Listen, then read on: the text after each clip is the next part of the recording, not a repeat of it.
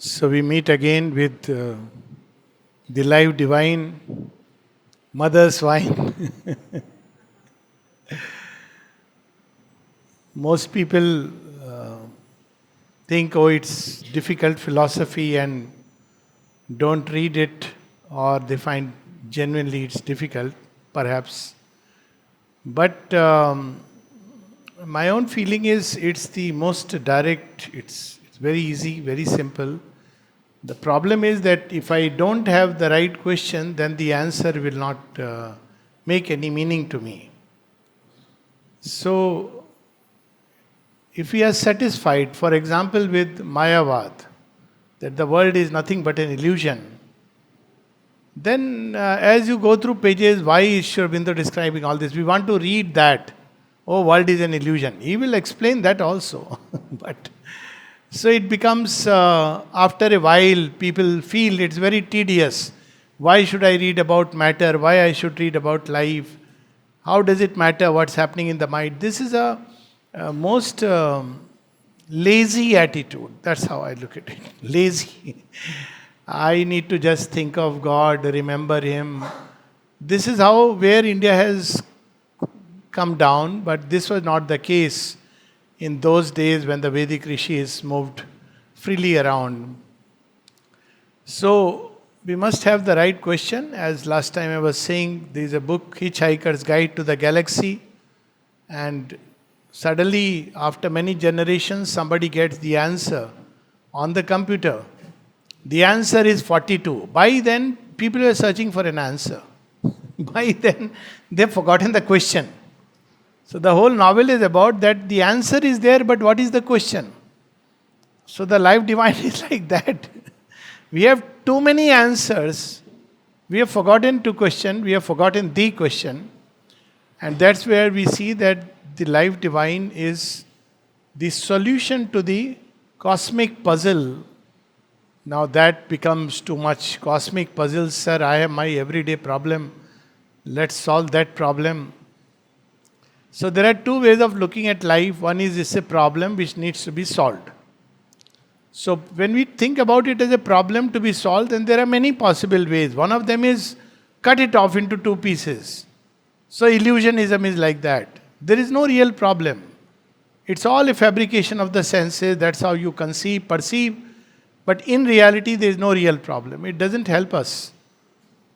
This is not to say that many of the so-called problems that we have are a result of misconception of the mind. But there is a difference between problems being because the mind conceives or states the issue wrongly, and there being no problem at all because it's an illusion. There is a fundamental difference. Hunger is a problem, but maybe I don't need to eat so much. With little I can manage. So this is one way to look at it. And to look at that, hunger is a problem, poverty is a problem. So one way is that it's all a problem. And to solve a problem, we find the easiest way. And one of the easiest ways is either Nirvana or Mayavad. At least in principle it looks easy. In practice it's much more difficult. But in principle that all this is Maya. So every time there is something happens in your life, if your wife is fighting with you or the husband, say it is all Maya. But if you are angry, then it's not Maya. If somebody else is sick, I had actually a patient in Bangalore where a man had met with an accident and he was sick in the bed with a fractured leg, and another doctor friend who came to visit him, he said, no, she was a believer in illusionism. He said, actually all this is illusion, it is all karma. So after he went, my friend told me, what was he saying? He is a senior officer, so I can't tell him anything.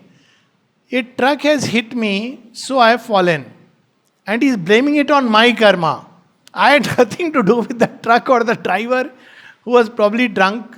So, if we take life as a problem to be solved, it's one way to look at it. But if we look at life as a puzzle to be solved, then it's a different thing. See, the difference is, problem you can solve in number of ways. There are schools of philosophies, Dvaita, Advaita, Dvaita, Advaita, Visishtha Dvaita, Sankhya, and so on and so forth, which solve the problem. But if we look at it like a puzzle, now beauty of the puzzle is, the difference is, in puzzle you can't pick up a piece and throw it off. You have to put everything in the right place. So you have to know the rit chit. Everything must be in the right proportion, right measure. Probably there is a wrong valuation of things. We need to understand the correct value of things. And then everything, when you start putting in the place, then things make sense. Then the puzzle becomes purna, perfect. So ultimately, human beings are seekers of perfection. And the reason why they take to illusionism and nihilism and so many ism, or to religion, is because they have been told that this problem cannot be solved. The problem is, it is not the problem, but a puzzle that needs to be solved. And that is a great challenge of life, which we find the answer is in the life divine. And that's why we have such a big detail about so many aspects of life. If it's a puzzle, you cannot ignore any piece. Everything we must understand. If illusion matter, how does it matter? Mind, never mind. Illusionism. But if it's perfection, then we must know matter, how it operates, what is its principle, what is behind it. And then that's not enough. We must know how is matter connected with life. And we must know how is life connected with mind, and matter with mind, and all with the spirit, and the spirit with all. Now, this is mind-boggling, but then that's how perfection emerges, and we are being led toward that. Life is not a meaningless accident. It's not a chaos. It's not a chance event. It's not Maya in the sense of illusionism. Again, the word has been, nowadays, the only meaning that emerges is of illusion. But illusion itself carries two meanings. One is that it's a non-existent reality, or a non-reality, non-existent. Another meaning is it's a distortion. Means, you know how youngster, when they are 15, 16, if a girl or a boy suddenly looks or talks in a certain way, they feel, oh, that person is in love. So now it's an illusion. That person has simply appreciated you, maybe a smile just out of that, and you have brought a meaning which is not true. So illusion in the sense that a distortion takes place because we don't understand the real meaning of things, the meaning of matter, the meaning of life. And in that sense, yes, illusion as a distortion, yes. Maya also means the right measure of things. Its original meaning is matra, ma, that which gives the right measure. So when we understand the right place, the right measure of everything, life becomes beautiful. So one of the things I keep saying in marriage counseling is, in the center is fire. Neither husband nor wife nor in-laws nor parents, anybody tries to be in the center, it's dangerous. Because first he will burn and then he will jump. Center is fire, it's a fire of aspiration. If you put anybody else in the center, it is going to be very painful, because it will be only out of ego that a person will think everybody should run around me. He will make others suffer, and he will suffer the most. Because that's place of Agni, please let Agni remain there. So, placing things in the right measure, that's what Maya means. Things should be in the right measure and the right proportion. Ritchit of the Vedas. And then the third sense of illusion is in the sense that it's a distortion of a truth. So if we don't get to the truth, if we look at the distorted image, like somebody looking at the mirror, convex mirror or concave mirror forms an image. And some people are always trying to do the image so much that they forget who they are. So they are always making up their image. So they forget that the real image comes from who you are within. Your heart is important, your speech is important, your mind, your thoughts are important, your aspiration is most important. It makes you who you are, and physical looks have a place, but a very small place. So again, it removes the distortion. So Maya, there is two aspects of Maya. Avidyamai, which gives us, which limits actually, and in that limitation we think this is the world. It's like somebody in the prison, and he believes the prison is his own world. Why it has been given to man? Because he will start from that. Like a child must know that this is my family, and within the family he learns. This is a basic lesson. Keep things in this way. Look at, there is an order. This is a house order. The way the children, each house has its own system and order, and a child learns. So what he is learning, he may learn wrongly that this is the only order. And people suffer a lot. Because, if you are used to eating at a particular time, you go abroad, the whole time changes. Now you want food at that very time. Or if you travel outside. So people often ask, for example, that, what time do you eat? I said, it has no meaning now. But give me food in time. So, whatever is your time. Because if I am fixated to that order, then there will be a problem. Much of problem in the world is because of that. So, yet that training is important as a child. That things should be in order. There is a time for everything. But as the child grows, he moves to a hostel, he moves outside, he works elsewhere. He must discover that there are different ways of looking at of leading a life. For example, if you go abroad, so there are certain aspects, certain ways which are very natural and normal, and I would say even healthy for them. Now, if we try to judge based on this, how my perspective is, and vice versa, it will create a chaos. So, a lot of chaos in the world is because we simply don't understand that there are different ways of looking at life and things. So, Avidyamay Maya is first a training ground. Learn in the family. But if when I have grown up, my family is my everything. Imagine a child at 20 says, I want to be only with my family. Now parents, after a while, if they are good parents, they will say, my child, please go out. If he says, no, I want my mama to cook me food. So she will not be happy. I mean, she may be happy, but that's not the way he should be. He should move out into the vastness. This is a training ground. So Avidyamay Maya is the training ground. This is what we read last time. It's like a limited training in which we must learn, basically. But when we move out of the prison, then we must understand that this world is very vast and there is a different arrangements of life. As we evolve, we discover amazing way life is arranged and organized. So we have been, recently in the Bhagavad, so the same story I can. So there is the story of this boy, this couple, Ang and the king and his wife. And Ang doesn't have a child. So he is praying to Lord Vishnu. Give me a child, give me a child. And he is doing yagya and ultimately he does a putra kamishti yagya. So he finally gets a child.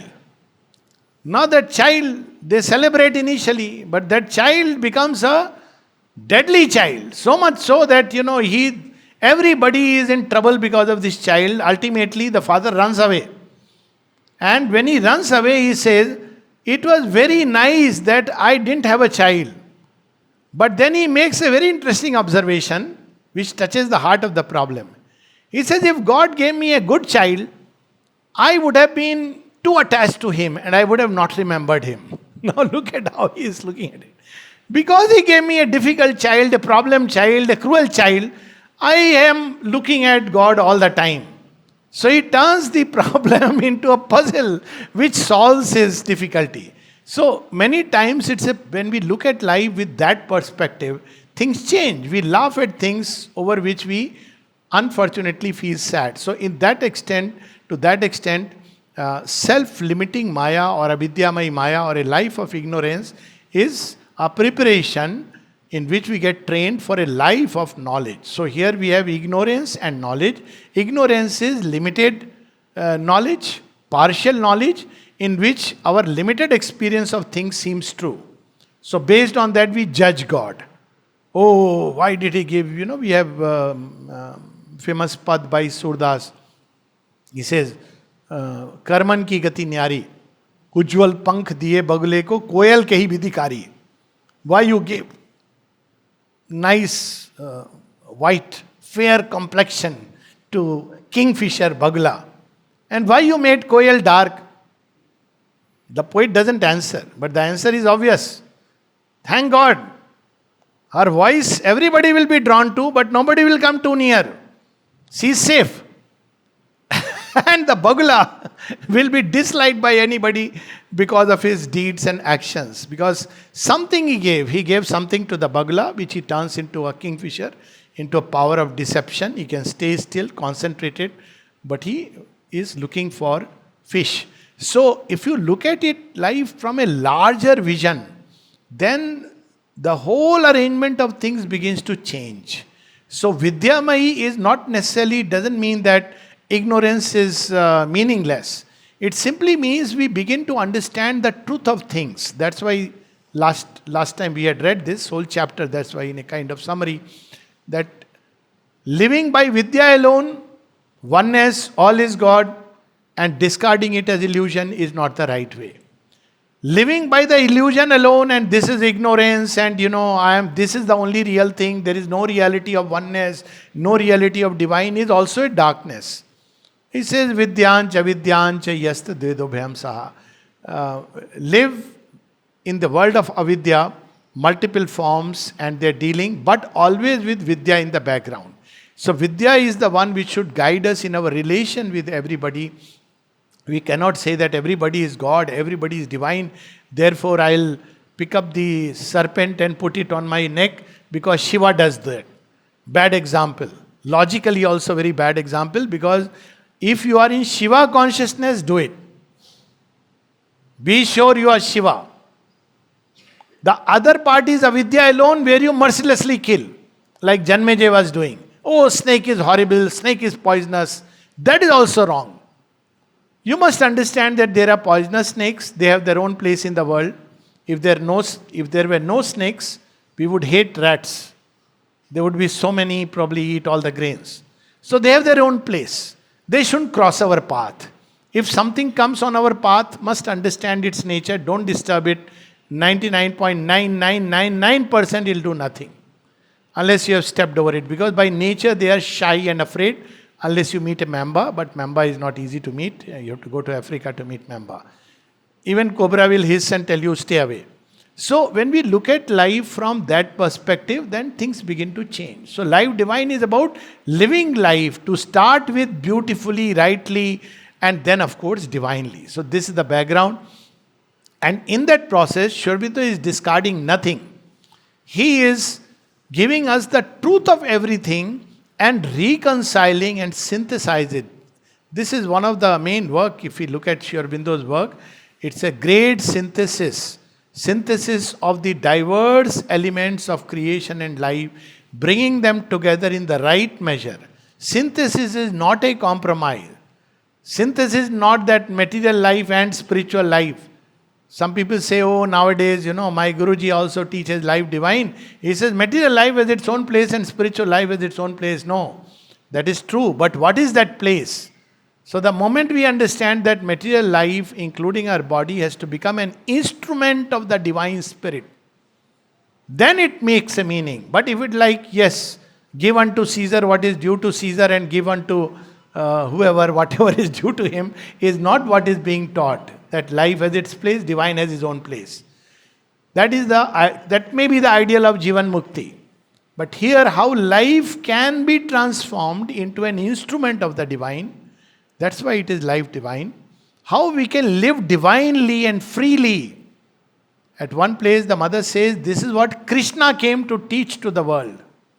How to live life divinely and freely and normally. This is the word she adds. You don't have to do anything special outwardly, change a robe or anything. But then people, avidya turns him into a garbaras and or just do every day Gita Parayan, but forget about the deeper sense. So this is what he reveals to us. So with this we now enter into chapter 2 of book 2, part 1. So as we know that in book 1, part 1, Aurobindo gives us the building blocks of the entire creation. Creator takes us, all of them. He deals with them separately as independent realities. So when he speaks about the omnipresent reality omnipresent, then pure existent, conscious force, he is largely going into the depth and detail of each element. Then comes book 2, after dealing with them, he comes to the knowledge and the ignorance, the spiritual evolution. So what is the place of knowledge and ignorance? These are two terms used in a spiritual sense, not in our ordinary sense that I am a very knowledgeable man because I have done PhD. So if we think like that, we should remember the famous story. There was a man called Benjamin Jowett. He was a graduate from Balliol College. He said, all that is knowledge, I know it, and all that I do not know is not knowledge. It's particularly doctors, I have done MBBS and MD, don't teach me, what I know is the only truth. Now this becomes dangerous. This is not knowledge. It is okay, it is a partial knowledge. To that extent, it has its application. But if you turn it into a total knowledge, that this alone is knowledge, then it becomes ignorance. So line is very thin. So here knowledge and ignorance, by that Sri Aurobindo means ignorance is partial knowledge. And because it is partial knowledge, it will never give us the complete solution to the riddle of life. That's what we see today. Doctors multiply and hospitals multiply and the sick people multiply. That's a fact. We all have grown up in villages. Sick people multiply. And the insurance companies multiply. And the pharma companies multiply. I have never understood this. 25 years down the line, they are still making a new molecule. When they sold us the first molecule, I have seen some of these. They said, sir, this is perfect, this is bestest. Now, after 25 years, there is a new molecule. So I asked them, what happened to that one? I'm still using that one. That works well.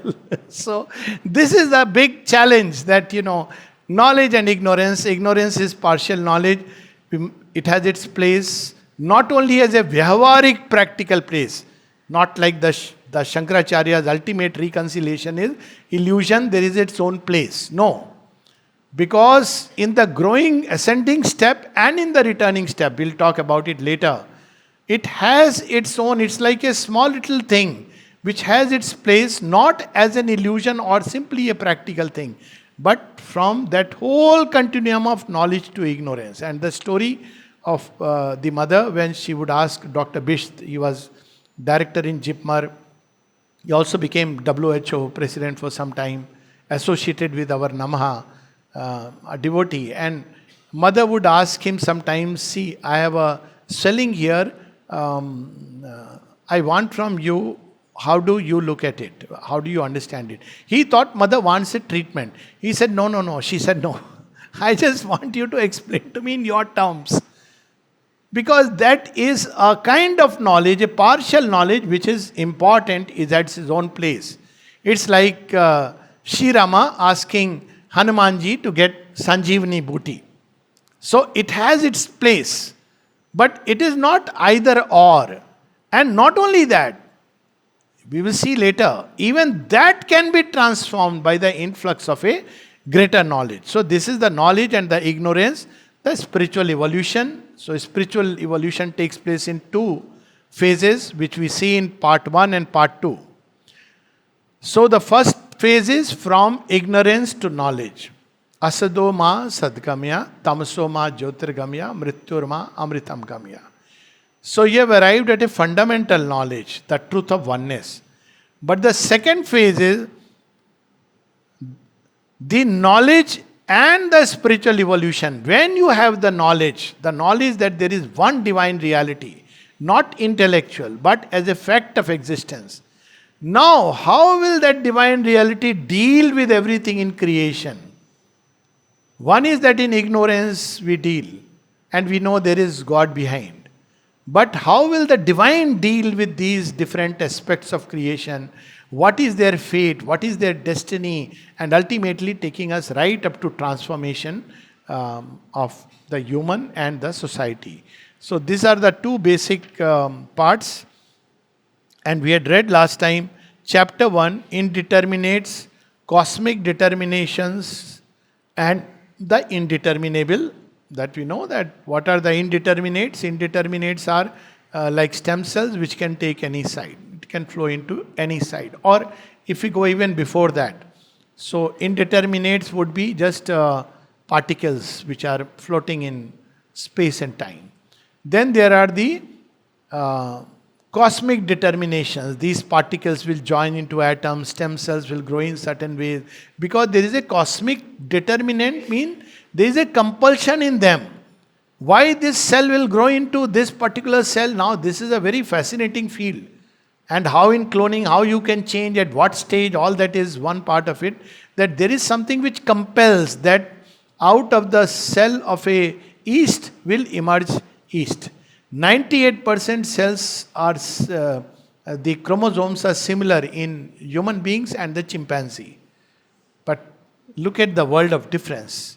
A chimpanzee can jump from one tree to another, man can jump from New Delhi to New York. So this is the difference that just a little change makes. So cosmic determinates. And then there is the indeterminable, that state which precedes before creation.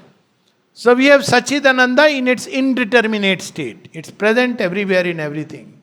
Then we have the cosmic determinations where supermind comes into play. It arranges all those possibilities which are there in it. It takes them out and then turns it into this creation. And then we have the second chapter, Brahman, Purusha, Ishvara, Maya, Prakriti, Shakti. So we have these three lines along which Indian spiritual thought and any spiritual thought is advanced as that reality and this here. So that reality is Brahman, the stable basis, and this is Maya. Or that reality as we see in the Sankhya, the Purusha, the silent witness. Not Purusha, we all behave like Purusha in the house doing nothing. So mother has changed all that. Huh? Purusha doesn't mean the inactive fellow sitting in the house. Now Prakriti has changed him because he cannot help like that. And Prakriti, he comes and gives a pay packet. Prakriti has to do everything. Thank God this old idea has changed. So Purusha is the witness consciousness and Prakriti is the operating consciousness. Is there a relation between the two? Sankhya would say Purusha is simply fooled because he looks at Prakriti and his intelligence reflected in it. The same story of Narcissus and Goldmoor. And when he turns away, he realizes, oh, I was being fooled. The source of this light is within me. And he discards it. Very bad example, actually. That's how many people walk away.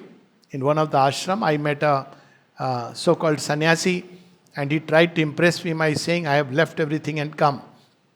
So I asked him in a jovial mood, what have you left? So he said, I have married, I had 6 children, I have left them all and I have come here. So I couldn't help say that your wife is doing the sadhana and you are here. That's what you mean. He didn't understand, didn't appreciate, didn't know how to react. And he, of course, that was the end. So this is the way we have been dealing because Purusha and Prakriti, this is the relation. So Sri Aurobindo is taking up all of them and showing us the right place. And then there is Ishvara and Shakti, where of course we have the right poise, where Shakti does the will, whatever is there in the Ishvara, the will and the knowledge, Shakti manifests. And the same Shakti, Ishvara and Shakti become at the cosmic level Brahman and Maya with Avidyamai and Vidyamai.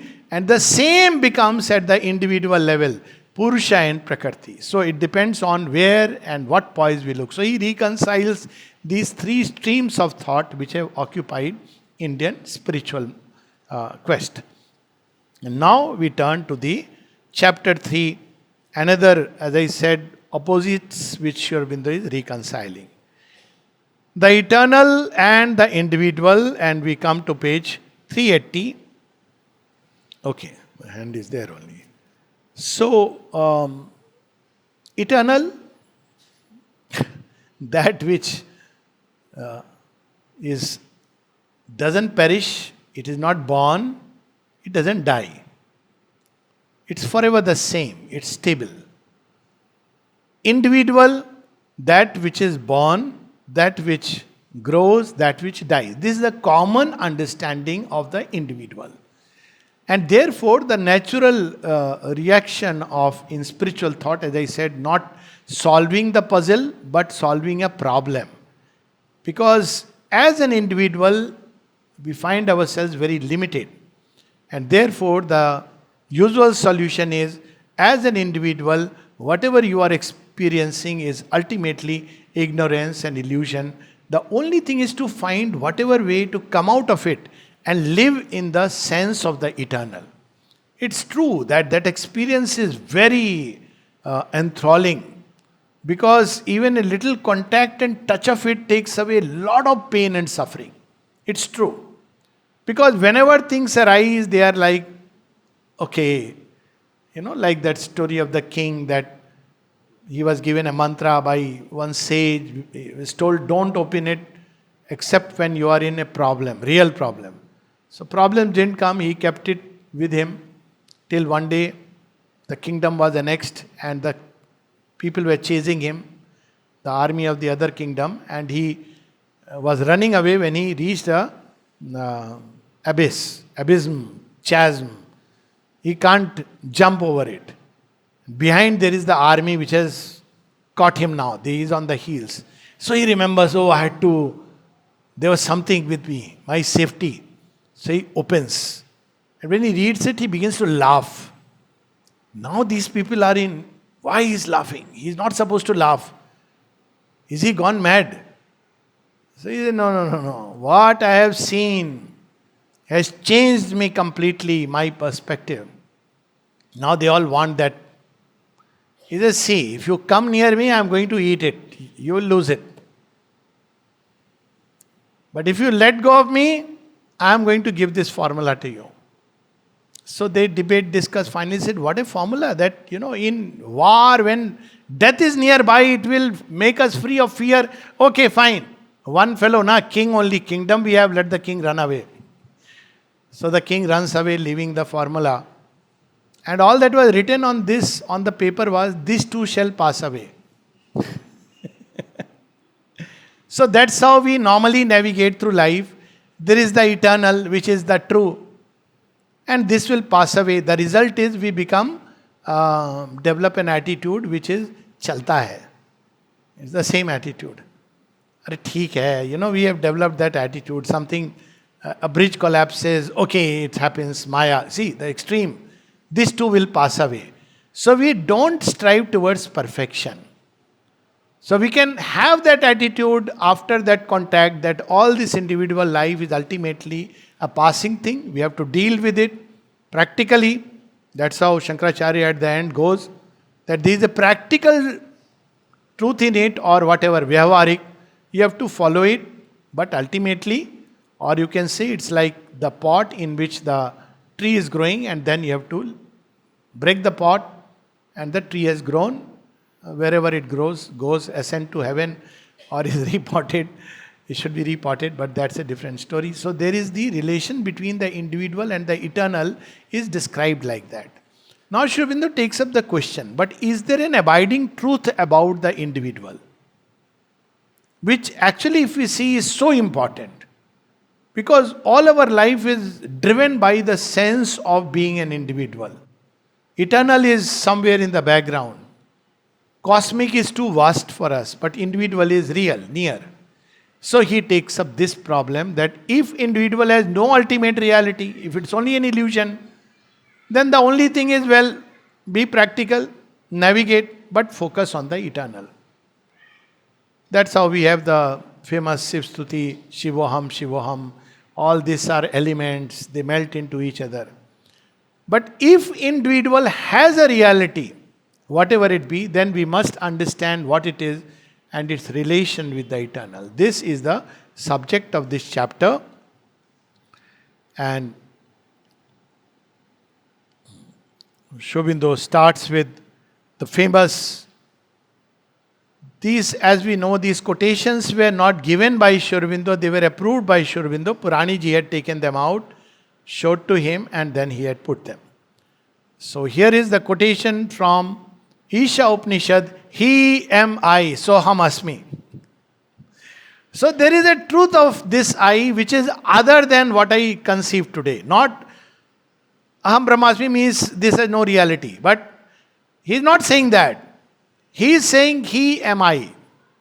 Both Tattvamasi, that thou art. He is not saying that annul this. It's very cryptic. Many people can take it like that is the abiding reality. But that's not how it is phrased by Yajnavalkya. The other is from the Gita. It is an eternal portion of me that has become the living being in a world of living beings. So the eternal portion is, of course, we know Mamaev Ansha. We are all Anshas of the supreme reality. Etada yonihi. All have emerged from that. So in our real essence, we are children of the Divine Mother, the eternal womb of creation. So he starts with that so that we understand this truth was known, especially in the Isha and the Gita, it's most prominently mentioned, and in Vedas, before the one-sided Vedantic formulas came into. So in the Vedas again we find the two birds and many other similar. Oh, two birds just comes. Rig Ved. Okay. Two birds, beautiful of wing, friends and comrades. Not that one is only a reflection. Cling to a common tree, and one eats the sweet fruit, the other regards him and eats not. It's part of the Shvetashvatar, but Upanishads are taken out from the Vedas. Where winged souls cry the discoveries of knowledge over their portion of immortality, there the Lord of all, the guardian of the world, took possession of me, he the wise, me the ignorant. So this is where we have the secret, not to discard the individual, but to fill it with the eternal, fill it with the breath of the eternal. Because that is our abiding truth. He is just given a hint. And then he starts step by step. First passage. There is then a fundamental truth of existence and omnipresent reality. This we hear from all over. Omnipresent above the cosmic manifestation, and in it, and immanent in each individual. So this is what we know from tradition. There is a reality beyond the cosmos. There is a reality cosmic, and there is a reality within us, within every element of creation, immanent within it.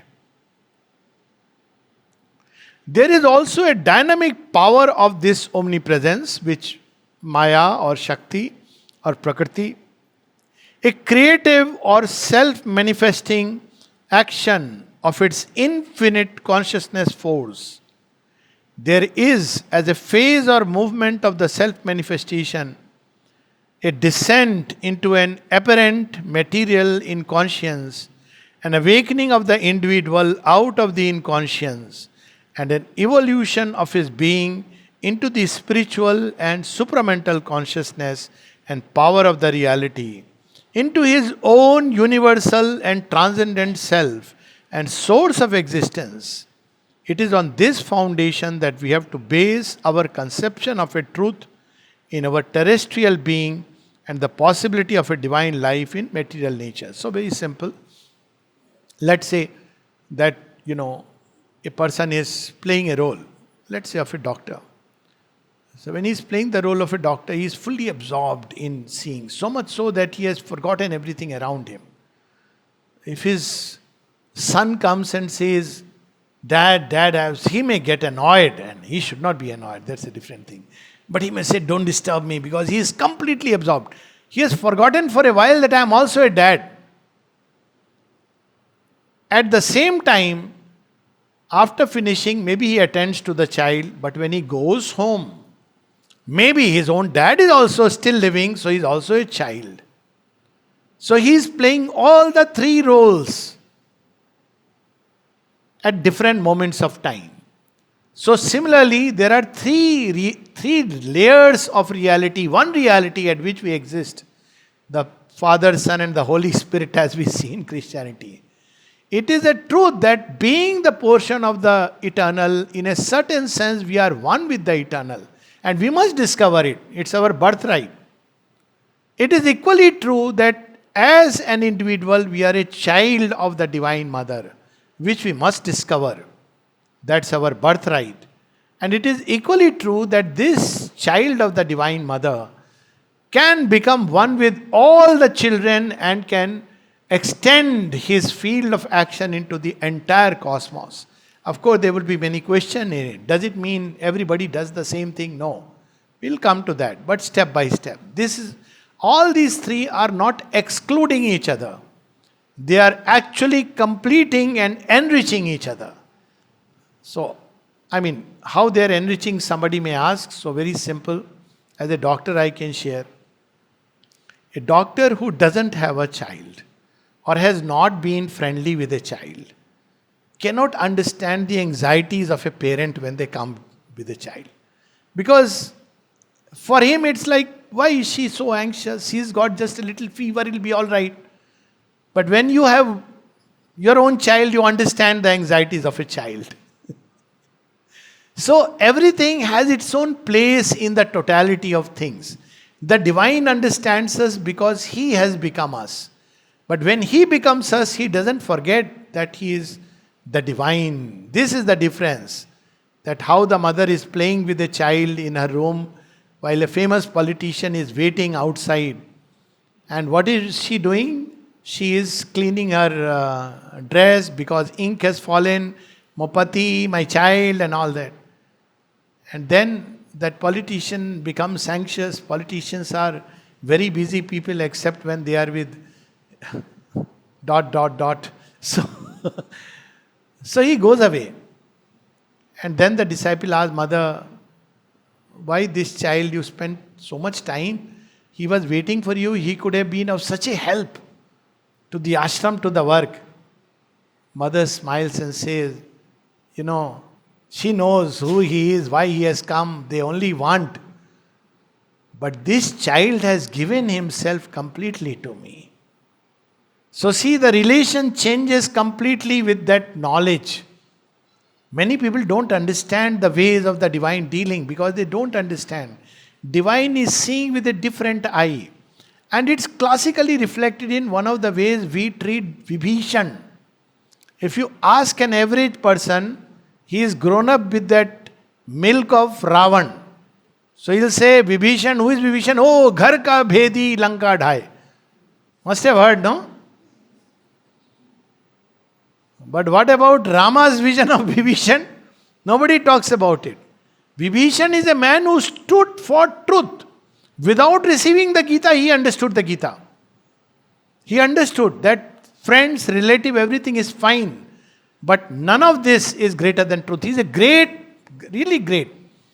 And therefore, how Rama sees him, when Ravan shoots an arrow which is deadly, he puts Vibhishan to the side and takes upon himself. Now, isn't it a paradox that in India we keep popularizing this ghar ka bhedi, ghar ka bhedi? Vibhishan is not ghar ka bhedi. Vibhishan is a faithful, loyal servant of the Lord. He wanted to save Lanka from a worst kind of disaster which a king like certain presidents in today's times can bring to their nation. Yes, because he could see where it is heading towards. When you think only about yourself and cut yourself off from everywhere else, all the gold should come to me. All the things should come to me. Even Shiva should come to me. Otherwise, I'll ban his entry. So Vibhishan knew this is dangerous. So what he did, he was faithful to the truth and saved Lanka. So this is where we have to understand that when we understand the true relation between the individual and the universal and the eternal, then things change in our own life and everybody's life. So we'll continue because Aurobindo will take us step by step. Every question he will answer. So what should be our relation? How we will discover everything. But first we have the puzzle put in the right perspective. What is this individual with which we start with? And how to really discover it, and what relation this individual has with the eternal, because we are told it's only a practical individuality, it has no abiding reality. This is the problem, the puzzle. Is there an abiding reality of the individual? If yes, it must be discovered. So the Gita says, Mame once, there is an abiding reality, the immortal soul abiding reality. But if we say there is no abiding reality, then we must join the bandwagon with the nihilist and say all this is simply mithya, maya. As he said, slay moha, but not maya. Maya you have to upgrade. Slay moha, the ignorant way of dealing with the world. So we'll take a 7-8 minutes break and then we'll come back again for the second session.